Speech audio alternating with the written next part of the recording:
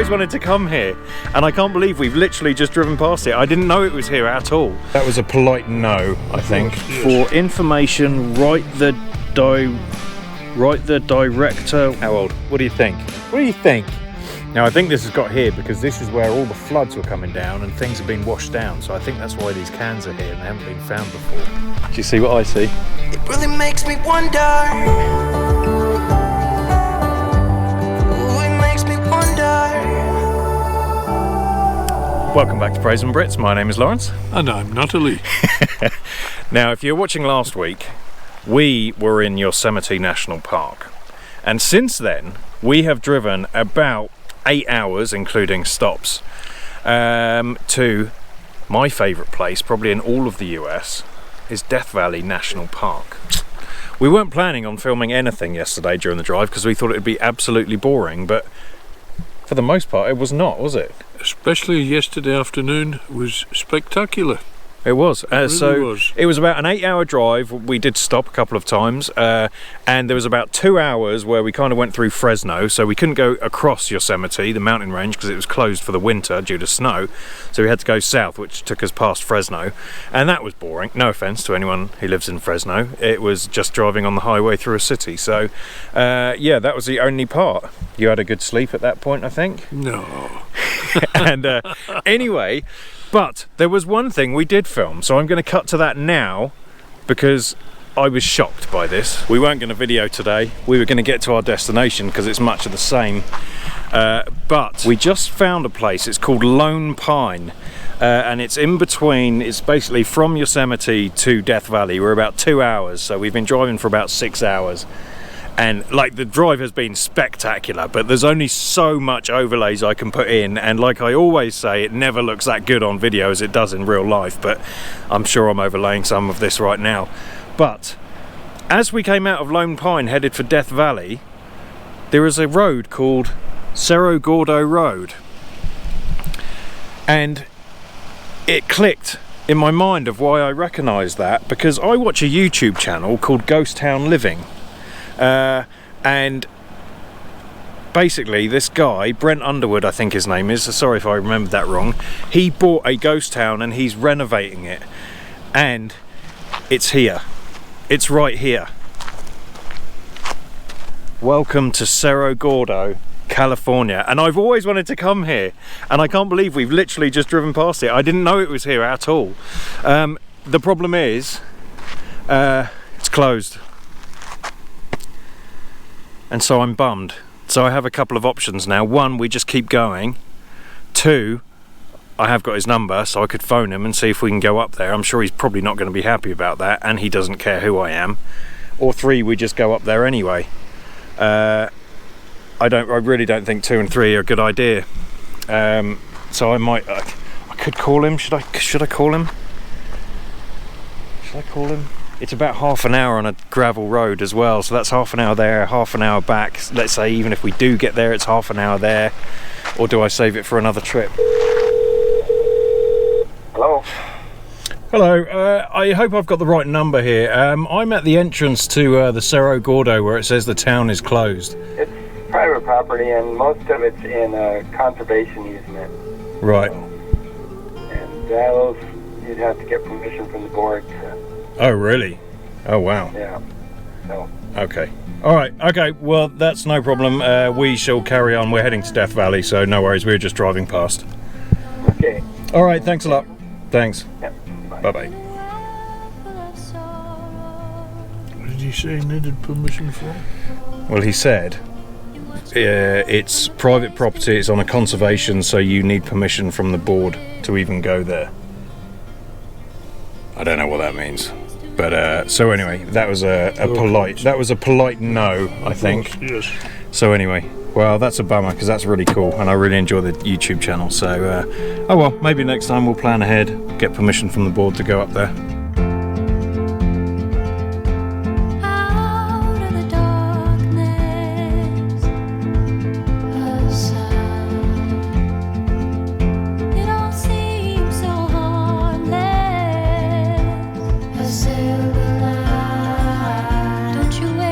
Don't you wait until the morning light,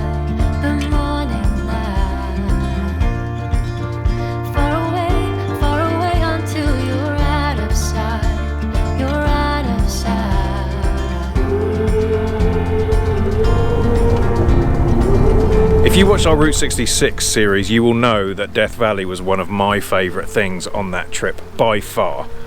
And so when the old man said he wanted to go to San Francisco and we decided to rent a car and just drive across to Vegas, I thought, well, we have to hit Death Valley. And so we have literally, we arrived yesterday, we did the drive-in was fantastic. We've done a couple of hours of driving this morning. A couple of things we have learnt already. One is last year, right after we visited Death Valley actually, there was amazing floods here. Like huge floods like you've never seen before. They received a year's worth of rain in 3 hours. And we can absolutely see the remnants of this. The hotel was flooded. You can still see some of even some of our room still has some of the clay and stuff that had washed in. They're still trying to fix some of that. Hotel is fine, it's no problem, but it certainly wasn't as immaculate as it was last time we were here 2 years ago. And all of the roads, they have done a really good job at repairing the main roads. You can see a lot of water damage and certain things. Behind me here is a stream because obviously after the floods have gone, it created new waterways where now the snow is melting from the winter. We're in February right now, so there was snow-capped mountains around, and that water is flowing down, which I assume is what this stream behind me is. So I will say, although it feels like we've just kind of made this up, we have prepared for this. We have a full tank of gas. What was the place we filled up with gas? What is it called? Shido or something? Or Shoshone. So we filled up with gas there. Don't eat at the restaurant there. We did that 2 years ago. It was awful. I rarely bash any businesses, ever, because I think the effort is fine. You know, people have different likes, dislikes, but that place, there was nothing good about it. And I apologise if you're there. Maybe it's changed. But we have filled up with gas. We have lots of water, we have a little bit of food just in case of emergencies. We do have a car with four-wheel drive. It's SUV, but it's not all-wheel drive, it's four-wheel drive, and it has diff lock and everything. So just as a warning, in case you think we're being irresponsible, we have done all the preparations. Is there anything else we prepared for? I think that's it. Did we bring any lunch with us? We didn't bring lunch, but we can hunt. Oh, and we also have multiple maps with us. I have an app, the National Park Service map, on my phone, which you can download to your phone because there is zero signal out here. We have a map that we got from the hotel, plus we have another map that we got from the visitors centre, and I have screenshots of other maps on my phone. So I think we're covered with maps. And our generation, we just put the navigation on. I have a professional map reader here, which is my old man who's been doing it he still does it now. He still uses a normal map now. So we have a professional map reader. So I think the chances of us dying are slim. There's still a chance, but I think it's slim. We've just found Dead Man's Pass Road. I'm going to go up a little bit just to see. Okay, permits required for camping. Okay, it's a similar road. It's a bit worse, but it goes on for a long way. I wonder what's at the end. Okay, we've decided not to do that because even though I think it comes out where we can go, we don't think there's anything along there. It's just another gravel road. So we're going to keep heading up this main gravel road because there is a big signpost up here and I'd like to know what it is. But this road goes on for miles and miles and miles, and I don't think we can get out at the end, so I don't want to waste our entire day. We only have one day here at Death Valley. We don't want to waste our entire day just driving down this one gravel road and back. There's a few other things that I want to see, so give me a sec. I'll be back to tell you what this sign is. Okay, we found it. We're stupid. It's not a signpost at all. It's a truck camper, I think. It's a truck camper just sat out there in the middle of nowhere in Death Valley. So apparently they can do that. You can buy a camping pass and just park anywhere.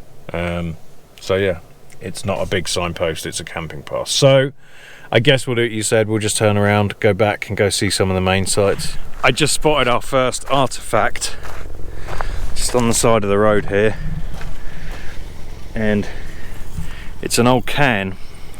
There's the light. Here's the light. It's an old can. So it says established, or EST 22. It's a tiny little, like a beans can. and it's not obviously not from 2022, so don't know, what do you think? 1922, 1822 maybe? It's a bit weird being out here though. I don't know why it'd be along this road unless someone's found it and thrown it back out. Anyway, our first find, I spotted something else as we were driving past. Well, that's a weird shaped rock. Well, first of all, I found this rock. It's a big white one, and then just behind it there's this other one, and it's a geological benchmark. It says, for information, write the director, Washington DC. For information, write the director, Washington DC. Cooperation with the state. Elevation 2,337 feet above sea level, and this was placed here in 1949. That was a good spot, wasn't it? And just to show you how weird it is that I saw that, I'm going to do a pan, so I hope you don't make you busy. Don't make you dizzy. Not busy, you can be busy, I don't mind. This is where we are. Literally, in the middle of nowhere. And you can see it here. That's where the old man is. You know, it looks as if it's been... It does, yeah. Looks like it's placed there. It's very out of place, just where it's white. Yeah. And then again, there is just always some random stuff like this there. It looks as if it's been painted. Yeah. But I think that has been put there to make that more obvious. So if anyone's looking for that, maybe some kind of geocaching or something like that. But yeah, this big white one is what I saw, and then I thought that's a weird shaped rock behind. Yeah.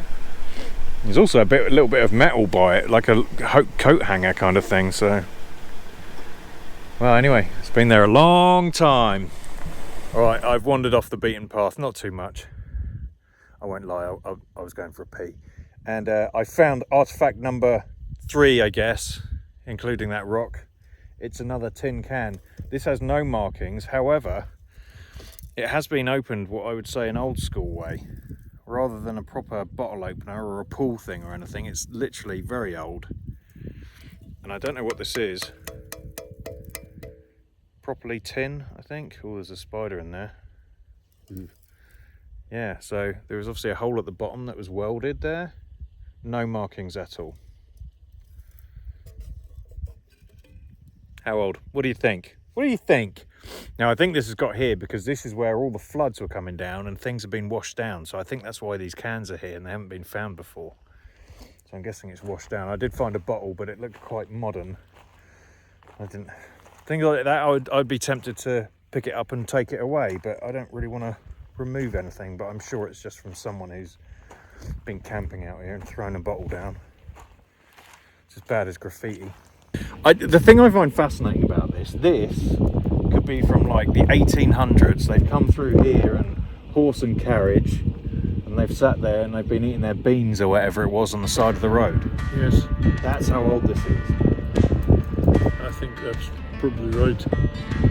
Its design is certainly not modern. No, it's been here for hundreds of years.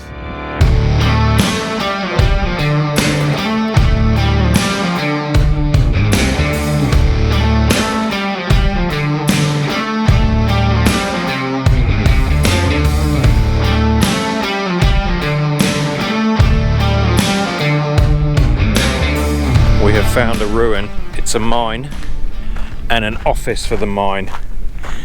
Actually, I say we found this. It is on the map. This is one of the more touristy stuff. I know I love the stuff off the beaten path, but this actually looks pretty cool.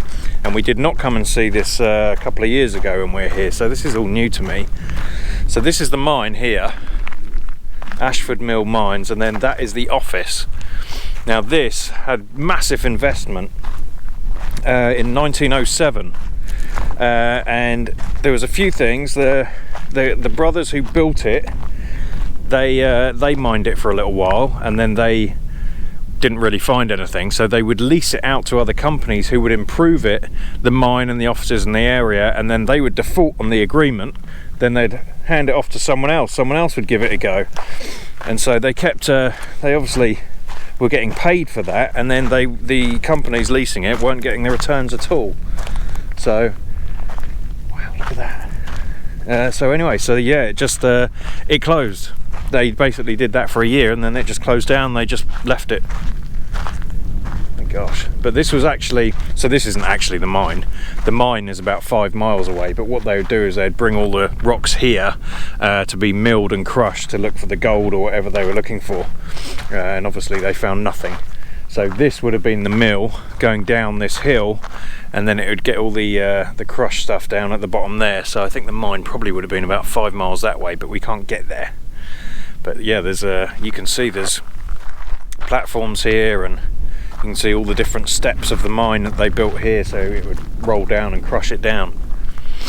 It's kind of cool. Shame. 1 year, less than a year this was open. Useless. Alright, behind me here I think is Badwater Basin. We're driving around it. There is a stopping point up ahead. I have been here before, and this is below sea level, so this really is the hottest, driest and lowest point in the USA, and it's the hottest and driest in the entire world. When we were here 2 years ago, we did not go past Badwater Basin, and this time me and the old man have gone all the way down and round, so we're coming back up to Badwater Basin. Last time we just drove down and back up, but there was nowhere near this amount of water, and I can't believe this is still here from the floods a year ago. So this must be some of the meltwater, and possibly they've had a little bit more rain, but this looks like a huge lake, to the point where there are 2 people kayaking in it. So it's got to be pretty deep as well, and I'm not saying it's going to be like 30 feet deep or anything, but I think it's going to be a few feet deep. But yeah, there's people out there playing in the water and things. But they call it Badwater, if you watched our previous video, because when the guy found this place, he was coming through Death Valley with his mule, and he finally saw some water, and he's like, fantastic. So he went down there, and the mule refused to drink it, and so he called it Badwater, and that's how the place got its name. So I shall overlay what this was like when we were here 2 years ago. It just looks like a brown nasty lake, but 2 years ago this was clear. It was all white from the salt that remained, but everything is just damp and wet. We actually walked out along here. It's amazing the difference. There is a lot of water here for sure, but it just looks like a muddy swamp. What I will say though, it doesn't smell like a muddy swamp, which is strange. It doesn't smell bad here at all, which you would expect it to. Looking at it, it just doesn't look very...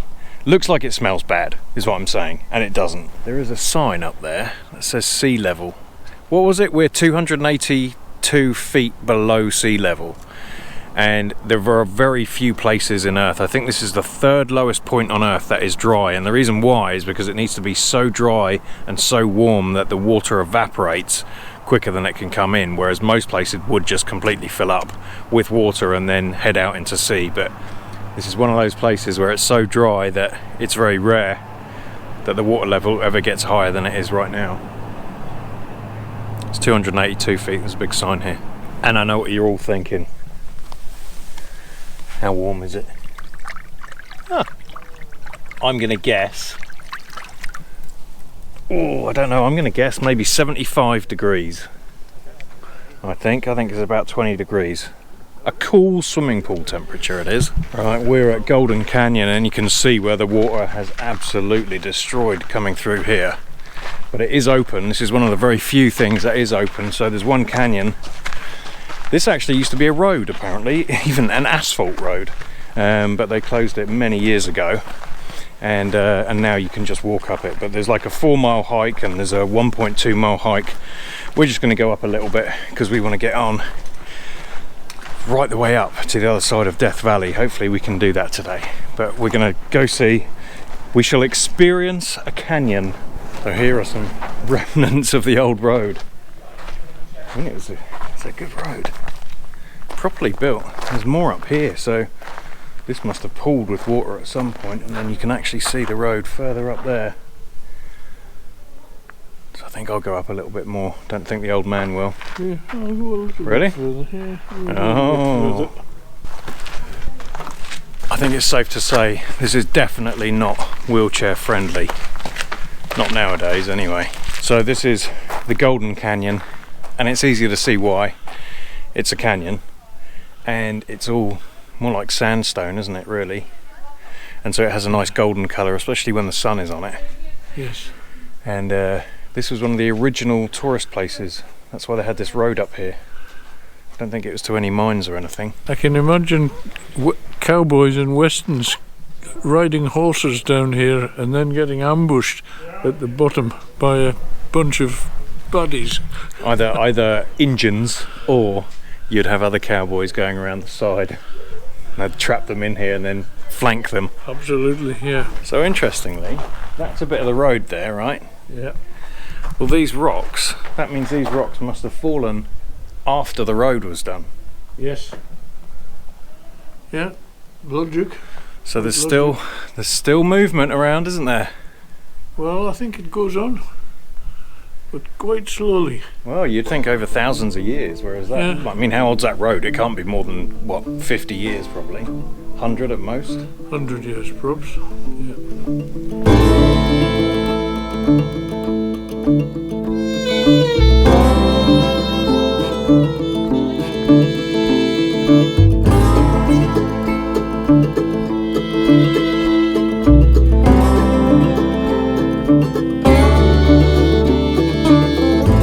Right, we are now heading up to a little mine up here, and it's a borax mine, and this was functional from 1883 to 1885, and they were mining borax. And borax has been Death Valley's most profitable mining product, thank you. But we were just saying, they're saying it's the white gold, and I don't know whether white gold is actually borax. I didn't think it was. I think they're two different things, so we can't Google it because there's no signal here. So I will overlay below if borax and white gold are the same thing, or they're just calling borax white gold because it's profitable. When I was a boy, my mother used to give me a product called Borax and honey. Whether it did me any good, I've no idea. Well, for when you were sick, or just in general? No, just normal, just... And the product was called Borax and Honey, or it was a Borax and product that was Borax and Honey? Borax and honey. Huh. So whether it was medically sound or not, I've no idea. Well, I feel like borax is a cleaning product, but maybe I'm getting confused with Clorox, which sounds like borax with chlorine. So one thing I love about Death Valley is that it's normally everything, most of the stuff is completely untouched. There are some places like this, it's just off the road. It has fences around and you can't go in, and they're trying to, you know, keep it as it is. But last time when you go off the beaten path, there's just ruins and mines and things that you're just free to go. It's so this is obviously where they're mining it, I guess. So this actually here isn't actually the mine is further away, but this was built here because it was too expensive and not profitable for them to mine, you know, the borax and the waste and ship it somewhere for processing. It was much more efficient to process it here, so they would separate the borax from the waste here and then ship it out, and that's how they made a bit of money from that. I knew that just off the top of my head. Definitely not from the placards they have here for tourists. So here is a perfect example of where the water has actually, the flooding has kind of ruined this. Luckily it didn't actually ruin the site here, but it did ruin all the paths, and this is kind of meant to be a little loop that you can walk around, but all the water has just completely destroyed everything down there. And so that's all closed off, but there is a way up here that's okay. There's a bit of the path that's falling apart. So this is one of the places I wanted to come back to. So John, Natalie and I, we rented a Jeep, and I was so sick that day.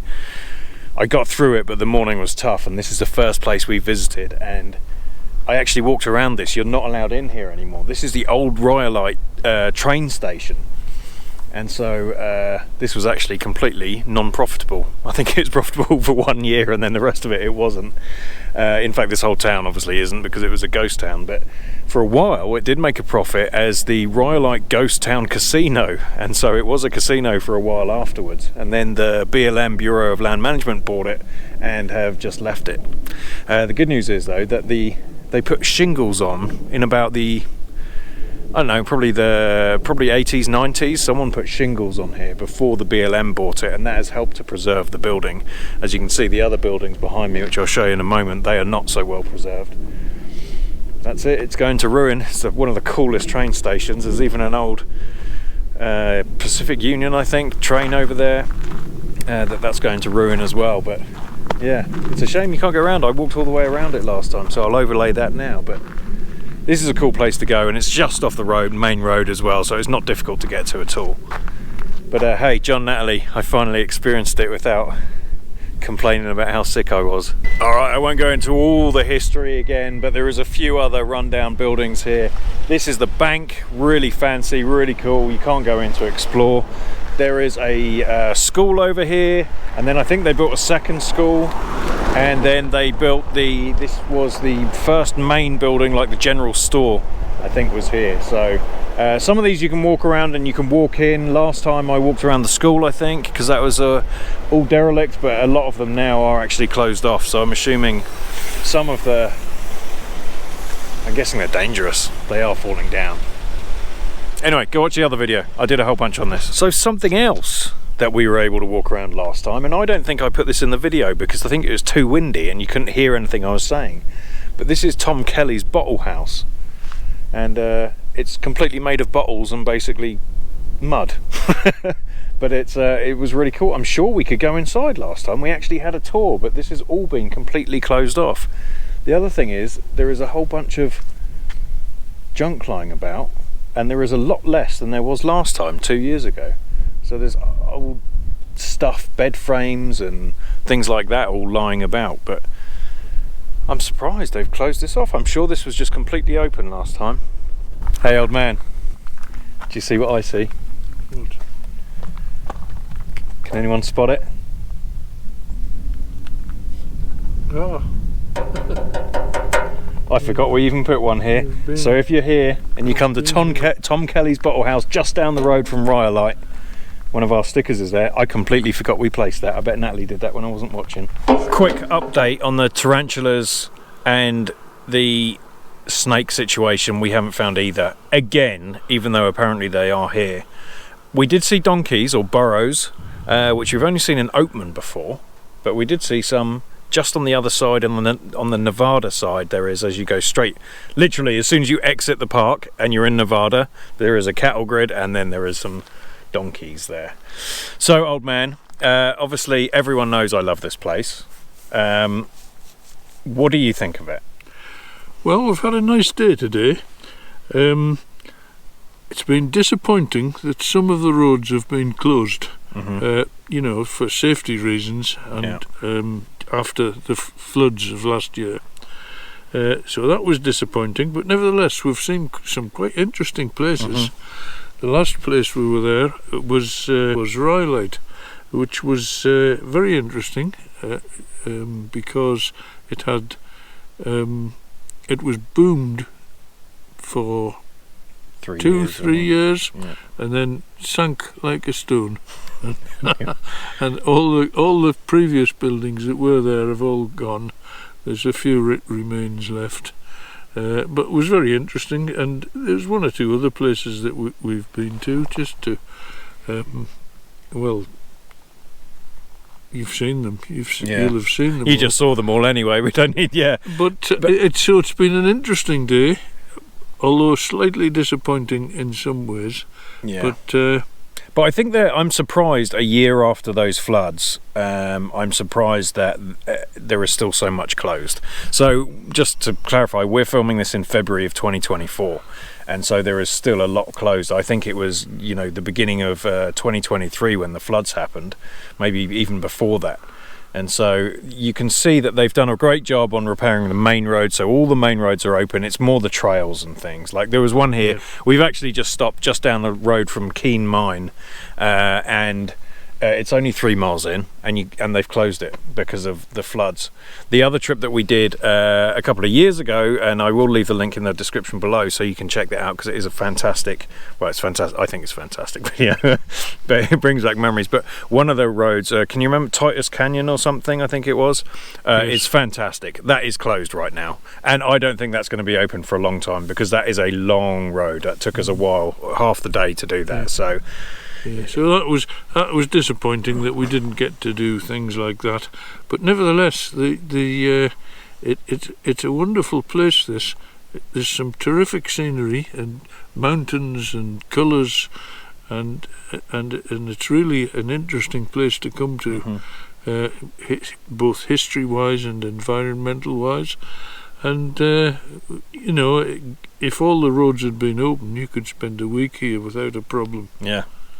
I mean, you wouldn't want to, because the hotels are really expensive, Well, especially the food. That's true, yeah, and there And the aren't beer. many of them. Beers are $10 a beer. Yeah. So anyway, all right, we're going to end it here. Like I said, I'll leave a video below of when me, Natalie and John were here on our Route 66 trip. You can see some of the extra stuff, but thank you for watching. Don't forget to like, subscribe, hit the thanks button, because Natalie loves it when you do that. And if you'd like to become a Braziere and be a channel member and support a couple of tits this week, the old man and myself, then go ahead and hit the join button. And apart from that, thank you to everyone below who's already done that. We really do appreciate you. We will see you all next week.